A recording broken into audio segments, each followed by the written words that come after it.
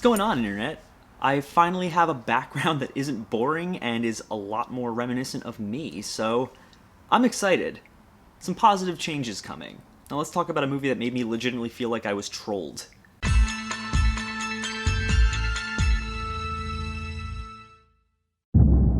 Sarah?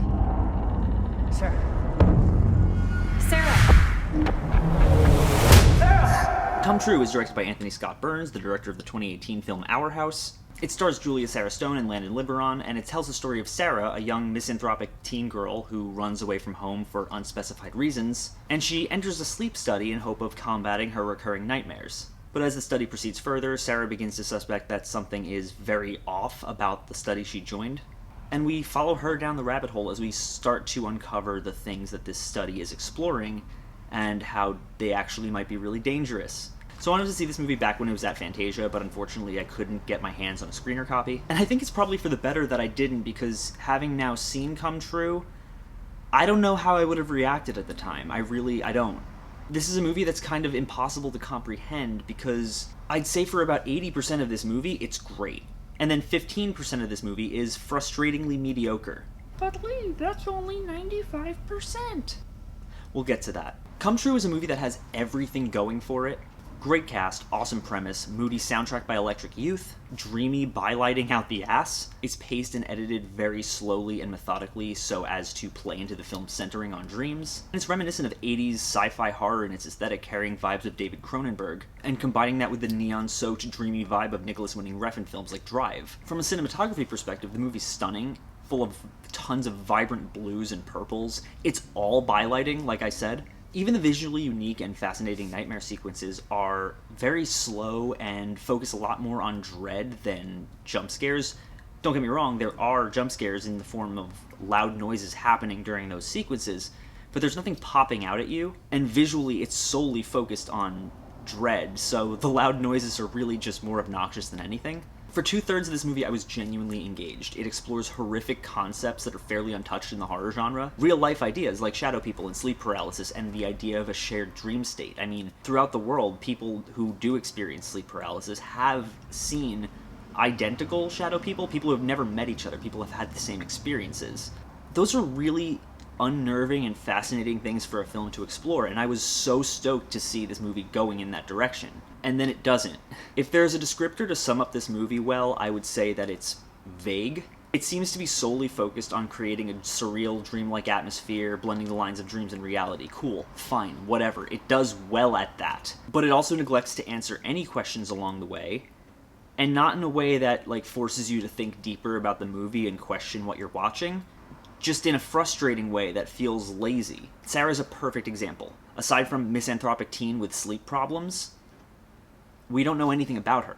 We don't see the catalyst for her running away from home. We don't know anything about who she was before all of this. None of her troubles are shown. They're barely even discussed. And as a result, she ends up feeling incredibly one note. All we have to go off of is lonely, misanthropic teen girl with sleep problems. And Julia Sarah Stone does her best to add depth with what she's given here. There's just nothing for her to go off of. She's also distractingly young looking, which, I mean, kudos to them for casting someone who actually looks high school age.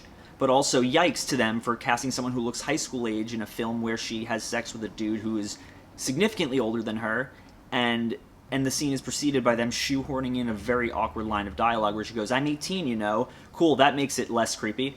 The vagaries do go a lot deeper than that, though, to the point where several plot threads are just left hanging. What happened with everybody else in the lab? Are we ever going to find out about that? What is this experiment studying outside of, the existence of shadow people? Are we going to ever find out about that? No. Why not? Here's the Unforgivable in the title, because I bet you were all wondering what that was about. There have been a lot of people saying the third act of this movie is terrible. That's not true. It's a steady decline from everything we saw before that, but it's not that... And then the ending happens. The last 2 minutes of this movie are genuinely awful. I hate being that blunt. I hate speaking with that little nuance. I'm really trying to avoid overt negativity on this channel. But I also don't want to sugarcoat how enraged I was by the ending of this film. The final shot of this movie had me out loud exclaim, "Are you fucking kidding me?" I won't spoil the ending for those of you who are morbidly curious. What I will do is leave a 5-frame screenshot of it at the end of this video, the very end. So if you want to see it and see why I'm so angry, stick around till then. Come True ends in a fashion that makes you feel like you've been trolled. It goes the laziest, most half-assed route possible, and it hand-waves away any questions you might have, utilizing a copy pasta as old as the internet itself. The kind of trolling that strings you along only to have you hit with the punchline and make you hate yourself for wasting your time on it. And it's like the kind of trolling where the punchline would have been really good if you hadn't wasted an hour and 45 minutes of your time getting to that point and getting really invested. So you're just left angry. I don't know what to think of this movie. I don't know if I should recommend this movie. It would be like me recommending a meal at a fantastic restaurant and like the food is really, really good, but I neglect to tell you that upon finishing your meal, your waiter will beat the ever-loving shit out of you and break a chair over your head. That's how the ending of this movie made me feel. And no, the ending doesn't negate the quality of everything that came before it, but it certainly sours the overall experience of having watched it. And I'm torn, because I don't want to recommend this movie solely because of the ending, but everything that came before it is really good, and I would recommend that, at least, for anyone who enjoys filmmaking and enjoys art. It's disheartening, and it's really infuriating. I don't really know what else to say. As always, guys, if you like this channel and you want to see more, click down there, like, comment, subscribe. There is a Patreon link down in the description if you want to donate to this channel and help us grow, make new, better quality content. I'd really appreciate it. Even $1 would help. You could be like any of these cool people right here. They mean the world to me. Y'all mean the world to me. And I will see y'all really soon. If you're interested, please check it out.